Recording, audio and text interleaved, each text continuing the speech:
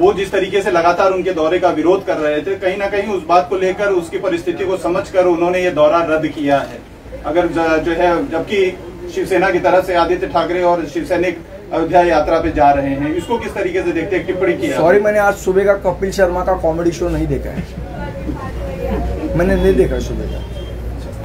ये जो पूरी घटना हुई थी संदीप, आप लगभग जो है 16 से 17 दिनों तक अंडरग्राउंड थे, आप थे और धुरी जी भी साथ में ही थे आप लोग। इस पूरी घटनाक्रम को कैसे देखते हैं? ये जो पूरा मामला हुआ था, इसको किस तरीके से देखते हैं? लगातार जिस तरीके से सरकार के करनी पर, उनके वक्तव्यों पर, उनके बयानों पर जो हम सवाल उठा रहे थे, उसी की सजा देने की कोशिश हमको की गई। और ये पूरे बदले की भावना से ये सरकार सरकारी यंत्रणों का इस्तेमाल कर रही है, पुलिसों का इस्तेमाल कर रही है हमारे ऊपर दबाव बनाने के लिए। लेकिन एक बात मैं बहुत स्पष्ट करना चाहता हूँ, इस ऐसे कोई भी चीज से हम लोग डरने वाले नहीं हैं। सवाल तो उठेंगे और सवाल तो पूछेंगे। सचिन सावंत यांनी एक प्रश्न विचारलाय, राज ठाकरे यांच्या नामुष्कीला भाजपच जबाबदार आहे।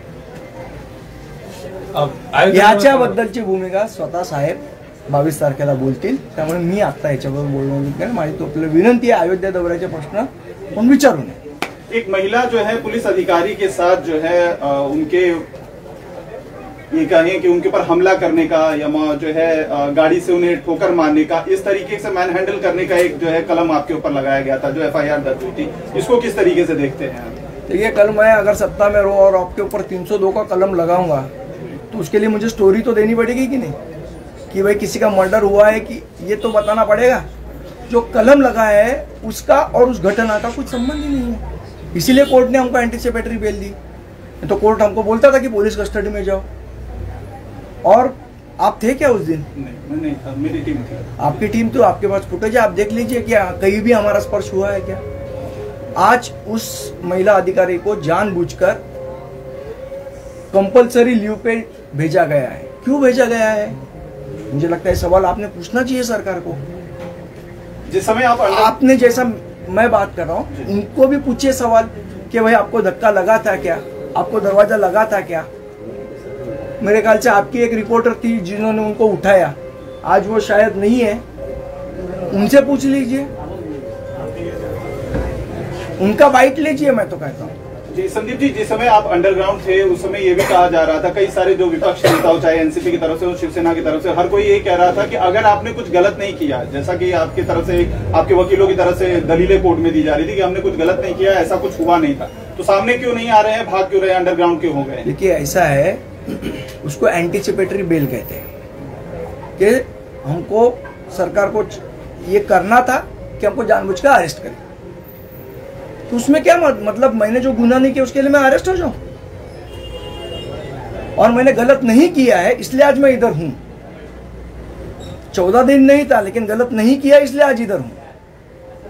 और गलत नहीं किया होता तो भी ये लोगों ने मेरे को 14 दिन और 1 महीना रखने का प्लान किया था। तो ऐसे सरकार की दादागिरी को हम चलने दें?